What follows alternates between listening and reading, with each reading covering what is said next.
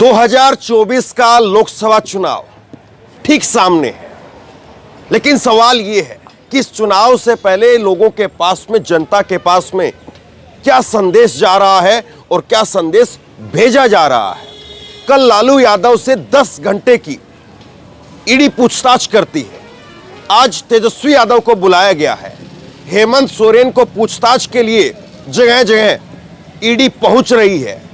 और तीसरी तरफ महाराष्ट्र की बात करेंगे तो वहां पर भी शरद पवार के भतीजे, उनको पूछताछ की अब तैयारी हो रही है। अरविंद केजरीवाल से लेकर के ममता बनर्जी के भतीजे तक तकरीबन हर राज्य में यही स्थिति है। तो अब सवाल ये कि 2024 के चुनाव से पहले तमाम विपक्ष के नेताओं को ईडी सीबीआई के जरिए रोकने की तैयारी है। क्या ये इस माहौल में 2024 का चुनाव विपक्ष के नेता लड़ भी पाएंगे? और अखबारों के जरिए क्या वही मुद्दे लोगों के पास में पहुंच रहे हैं जो मुद्दे पहुंचने चाहिए? और क्या ये सब कुछ करके बीजेपी एक बहुत बड़ी गलती कर रही है? ये भी अपने आप में एक बड़ा सवाल है। इसी पर बात करेंगे। मैं अभी पटना में हूं और कहाँ गए तो ये पटना में एक स्पेशल चीज मैंने देखी। पहले मैं आपको ये दिखाता हूं और उसके बाद में आज के अखबार और आज का जो मौजूदा परिदृश्य है उस पर बात करेंगे। तो चाय आप लोग हांडी में बनाते हो इधर, हैं? क्या नाम है आपका? अंकित। तो एक चाय दीजिए पहले। तो ये देखिए, हांडी में यहाँ पर कोयले की भट्टी पर चाय बनती है और कूलर की चाय है।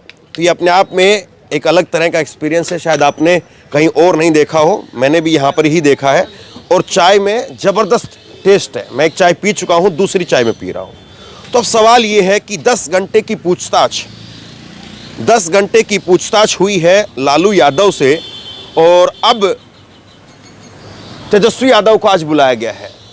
तेजस्वी यादव को आज बुलाया गया है और तेजस्वी यादव भी आज पहुंचेंगे।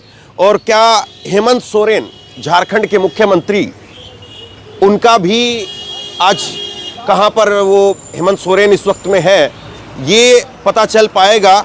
और उसके बाद में जिस तरह से एक एक करके विपक्ष के नेताओं को मौजूदा समय के अंदर ईडी सीबीआई के जरिए साधने की कोशिश हो रही है, तो ऐसे में संदेश क्या जा रहा है, इस पर बात करनी जरूरी हो जाती है। वैसे संदेश तो एक और भी साफ है। आज कहने के लिए तो महात्मा गांधी जी की पुण्यतिथि है, लेकिन महात्मा गांधी जी की पुण्यतिथि पर इतना बड़ा होर्डिंग मैंने कहीं नहीं देखा, या इतने बड़े पोस्टर कहीं नहीं देखे, या विज्ञापन नहीं देखा, या फिर ये कहें कि अखबारों में इतने बड़े बड़े इश्तिहार नहीं देखे। लेकिन नीतीश कुमार जी के तो हैं। और क्या इसको काउंटर माना जाए कि जो धन्यवाद तेजस्वी का जो पोस्टर अखबारों में दिया गया, जो विज्ञापन अखबारों में दिया गया, उसका काउंटर जो है ये, तो ये भी अपने आप में सवाल है। और सवाल ये भी है कि रांची से लेकर के दिल्ली तक हेमंत सोरेन की तलाशी होती रही। कल रात उनकी एक BMW गाड़ी वो भी ईडी ने जब्त कर ली। तो सवाल बहुत सारे हैं। सवाल ये है कि क्या अब विपक्ष के नेताओं को सच में अब चुनाव लड़ने की आज़ादी भी रह गई है, या विपक्ष के नेता जिस तरह से इंडिया गठबंधन बना करके एक मजबूती दिखाने की कोशिश कर रहे थे, उस मजबूती को कहीं ना कहीं डेंट लगाने की कोशिश हुई है। जिस तरह से कल लालू यादव से पूछताछ हुई, उस पूछताछ को मैं यहां पर अखबारों में देख रहा था, तो अखबारों में उसको लेकर के जो रिपोर्टिंग हुई है, 71 सवाल, यहां पर 71 सवाल कल पूछे गए। ये कई अखबारों में 50 सवालों का जिक्र है, कई अखबारों में 71 सवालों का जिक्र है। लेकिन जिक्र इस बात का नहीं है कि मौजूदा समय के अंदर करीब 121 नेताओं पर इस वक्त ईडी की कार्रवाई चल रही है। और 121 में से 115 नेता विपक्ष के हैं। इस बात का जिक्र किसी अखबार में नहीं कि आखिरकार 121 नेताओं के ऊपर जब कार्रवाई चल रही है तो उसमें 95% 95% यानी 115 वो केवल और केवल विपक्ष के ही क्यों हैं? और इस बात का जिक्र नहीं है कि ईडी ने अभी तक 5,906 मामले दर्ज किए हैं, लेकिन ट्रायल केवल 25 का हो पाया है। इस बात का जिक्र नहीं है। तो जो मूल सवाल है, क्या उस पर बात हो रही है, या केवल सरकार की तरफ से, या कल जो मैंने कहा वहां पर भी कि एक प्रेस विज्ञप्ति जरूर जो है वो ईडी की तरफ से जारी की गई है, बाकी जो सवालों की फेहरिस्त आपको अखबारों में या टीवी में दिखाई जा रही है कि ये सवाल पूछे गए, ये सवाल पूछे गए, या इन सवालों का जवाब दिया या नहीं दिया, वो सब कुछ सूत्रों के हवाले से है। और इस सूत्रों के हवाले से कौन किसका कितना माहौल बना रहा है और कौन किसका माहौल कितना खराब कर रहा है, ये तो आप समझ ही सकते हैं। लेकिन सवाल ये है कि ईडी के नेताओं पर तो शिकंजा जरूर है। और याद करिए, पिछले 10 साल में जब नरेंद्र मोदी की सरकार है, तो पिछले 10 साल के अंदर क्या किसी नेता से, क्या किसी बड़े नेता से ईडी ने 10 घंटे की पूछताछ की है जिस तरह की पूछताछ लालू प्रसाद यादव से हुई है? 75 साल की उम्र है, और 75 साल की उम्र में जो व्यक्ति किडनी का ऑपरेशन करवा करके आया है, उससे 10 घंटे की बैठा करके पूछताछ की जाती है। क्या ऐसी पूछताछ हमने विपक्ष के किसी नेता की देखी है? आप कहेंगे कि जवाब नहीं है, तो इसका जवाब एक और नहीं, आप सुन लीजिए कि विपक्ष के वो तमाम नेता जो जब तक विपक्ष में थे तो उन पर कार्रवाई की गाज लटकी रहती थी, लेकिन जैसे ही सत्ता पक्ष में पहुंचे तो फिर उसके बाद में सब कुछ शांति और सन्नाटे की चादर में लपेट दिया गया। याद करिए, प्रधानमंत्री नरेंद्र मोदी जी ने एनसीपी की फुल फॉर्म बताते हुए कहा था नेचुरली करप्ट पार्टी, और वही नेचुरली करप्ट पार्टी और उसी नेचुरली करप्ट पार्टी के नेता शरद पवार के भतीजे अजीत पवार, जिनके लेकर के बीजेपी चक्की पीसिंग एंड चक्की पीसिंग का नारा देती थी, वही अजीत पवार बीजेपी के उप मुख्यमंत्री बन गए। और उसके बाद में नेचुरली करप्ट पार्टी, वो भी कहीं पूरा का पूरा अजीत पवार को ना सौंप दी जाए, जिस तरह से शिवसेना का हश्र हुआ है। सवाल इस बीच में ये भी है कि जिस तरह से नीतीश कुमार इस खेमे से उस खेमे में गए हैं, तो क्या उनका भी शिवसेना वाला हश्र होने वाला है? दरअसल मौजूदा समय के अंदर जिस तरह से चीजों को दिखाया बताया जा रहा है, वो अपने आप में बहुत अलग है। मैं आपको एक और उदाहरण दूंगा। अब जरा ये दिखाइए, अखबार के पहले पन्ने पर चर्चा है कि प्रधानमंत्री नरेंद्र मोदी ने परीक्षा पर चर्चा की, और परीक्षा पर चर्चा करके प्रधानमंत्री नरेंद्र मोदी 10 करोड़ चुनौतियां हैं तो अरबों समाधान भी हैं, इस बात का जिक्र करते हैं। लेकिन इसी अखबार के दूसरे पन्ने पर, यह पहला पन्ना है अखबार का जहां पर प्रधानमंत्री नरेंद्र मोदी 10 करोड़ चुनौतियां हैं तो अरबों समाधान है, इस बात का जिक्र करते हैं। तो यहां से आप यहां आ जाइए, और यहां पर दूसरे पन्ने पर खबर छपी है छोटी सी, और इसमें लिखा है मम्मी पापा मैं जेई नहीं कर सकी। और ये कह करके कोटा के अंदर राजस्थान में बीजेपी की जहां पर डबल इंजन की सरकार है, वहां पर एक बच्ची ने अपनी जीवन लीला को समाप्त कर लिया, और ये सप्ताह के अंदर दूसरी बार हुआ है। तो सवाल यही है कि पहले पन्ने पर जो ब्रांडिंग की जा रही है, पहले पन्ने पर जो अरबों समाधान बताए जा रहे हैं, वो अरबों समाधान आपकी डबल इंजन की सरकार में होते हुए दिखाई नहीं दे रहे हैं। यहां पर पहले पन्ने में ब्रांडिंग करके बताई जा रही है कि प्रधानमंत्री नरेंद्र मोदी कह रहे हैं कि समाधान एक दो नहीं बल्कि अरबों हैं, करोड़ों से भी ज्यादा समाधान है, और उनका वो जिक्र कर रहे हैं। और उस जिक्र को पहले पन्ने की ब्रांडिंग के तौर पर लोगों को दिखाया और बताया जा रहा है। लेकिन दूसरे पन्ने पर जब आप आते हैं तो पोल खुलती हुई नजर आती है। लेकिन दूसरे पन्ने की इस खबर पर कितने लोगों की नजर गई है, और कितने लोग इस खबर के साथ कनेक्ट करके पढ़ पाएंगे, समझ पाएंगे, ये भी अपने आप में एक बड़ा सवाल है। और सवाल ये भी है कि कि क्या इस मैसेज को जनता सही से समझ भी पा रही है। जिस तरह से मौजूदा समय के अंदर ब्रांडिंग का खेल है, और ये ब्रांडिंग का खेल इसी तरह से है, सरकार में बैठे नेता अपने नेता की पूरे पन्ने का विज्ञापन देते हैं। सरकार में बैठे नेता अपने नेता का पूरे पन्ने का विज्ञापन छपवाते हैं, लेकिन राष्ट्रपिता महात्मा गांधी की पुण्यतिथि के ऊपर कोई विज्ञापन जो है या उनके विचारों को लेकर के सरकार की तरफ से कुछ किया गया हो, वो दिखाई पड़ता नहीं है।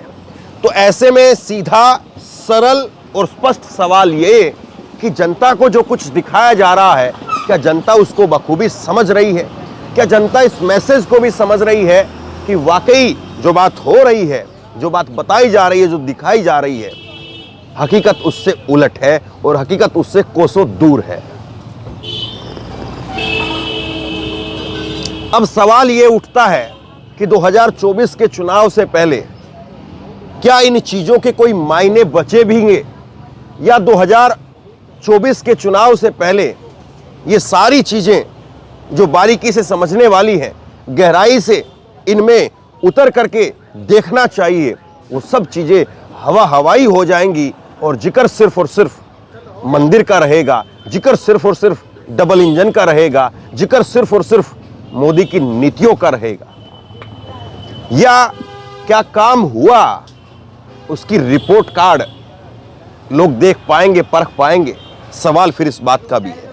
जिस तरह से मौजूदा समय के अंदर ईडी और सीबीआई के जरिए लगातार एक माहौल बना करके विपक्ष के नेताओं के ऊपर शिकंजा कसना या विपक्ष के नेताओं के वोट बैंक को अपनी तरफ करना, वो तो जरूर होता हुआ दिखाई दे रहा है, लेकिन क्या आंकड़ों के तौर पर लोगों को यह भी बताया जा रहा है कि हमने कितने अपने नेताओं को भी जेल के सलाखों के पीछे भेज दिया है?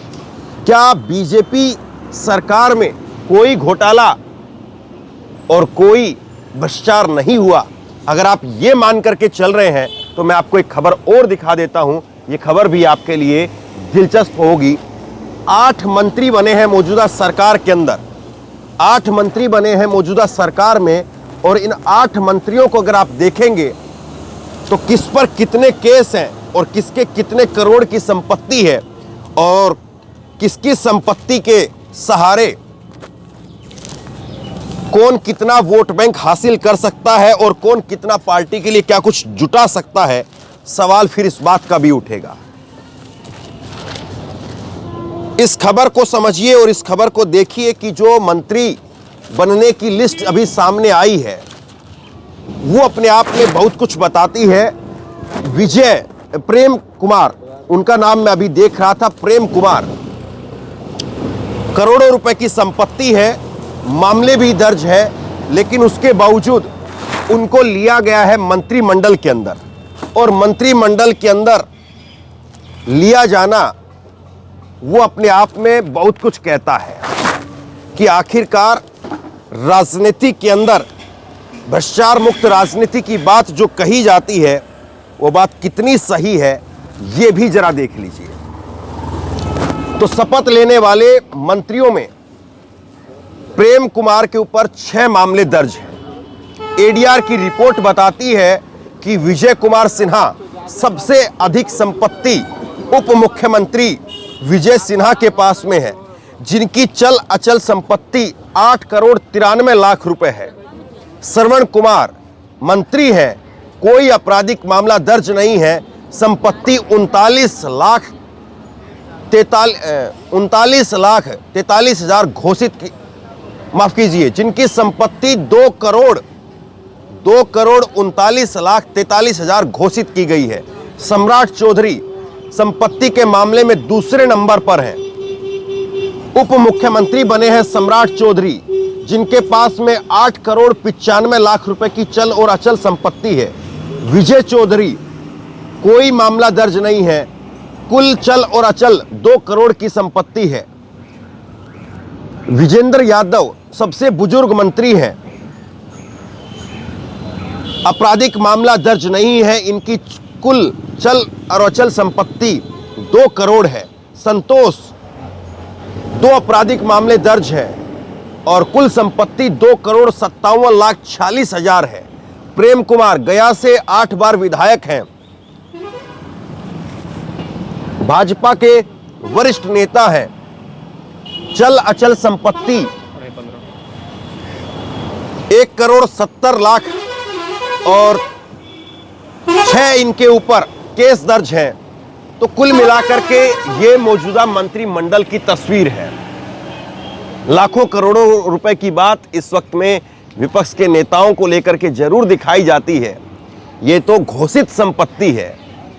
आप सोचिए कि क्या जो नेता बरसों बरस रहे हैं सत्ता के अंदर या सत्ता के साथ, 2 करोड़ की संपत्ति के मालिक होंगे या 200 करोड़ की संपत्ति के मालिक होंगे या 2000 करोड़ संपत्ति के मालिक होंगे, लेकिन केवल और केवल पेंट करके यह दिखाना कि फला नेता ने और फला विपक्ष के नेता ने ही इतनी अकूत संपत्ति हासिल कर ली है, वो कितना सही है और कितना बेईमानी है, इस बात को भी जरा परखिए। तो सवाल यही है कि मौजूदा समय के अंदर जनता तक कितना सच पहुंच रहा है और मौजूदा समय में जनता को कितना सच दिखाया जा रहा है और मौजूदा समय में कितना बनावटी सच वो लोगों को बताया जा रहा है। और ऐसे में बड़ा सवाल ये भी है कि जनता क्या अपनी समझ उतनी विकसित कर भी पाई है कि 2024 के लोकसभा चुनाव को मुद्दों के ऊपर फोकस करके जनता दिखा भी पाएगी और ये चुनाव मुद्दों के ऊपर लड़ा जाएगा, लोगों के मुद्दों पर लड़ा जाएगा, लोगों के मुद्दों पर ये चुनाव होगा, या इस चुनाव से पहले ही सारे मुद्दे गौण हो जाएंगे और सारे विपक्ष के नेता अपने अपने आप को बचाने की जुगत में लगे होंगे और चुनाव दूर से आप देखते रहिए और दूर से विपक्ष देखता रहेगा और ऐसे में 350 क्या 400 भी पार हो जाएगा। सवाल बहुत सारे हैं, लेकिन एक एक करके वक्त ही इन सवालों के ऊपर से शांति की, सन्नाटे की जो चादर लिपटी हुई है उसको उतारेगा और फिर उसके बाद में उसके नीचे की सच्चाई वो आपको नजर आने लगेगी। शेयर कीजिए इस खबर को, लोगों तक पहुंचाइए और इसी तरह की तमाम खबरों के लिए ऑनलाइन न्यूज़ इंडिया को सब्सक्राइब कीजिए। साथ में जो बेल आइकन है घंटी उसको जरूर दबाइए ताकि जैसे ही कोई खबर अपलोड करें उसकी नोटिफिकेशन सीधे सबसे पहले आपको मिल सके। अगर ये वीडियो फेसबुक पर देख रहे हैं तो फेसबुक पर हमारे पेज को लाइक कीजिए, फॉलो कीजिए और इस खबर को शेयर कीजिए। आपका बहुत बहुत धन्यवाद।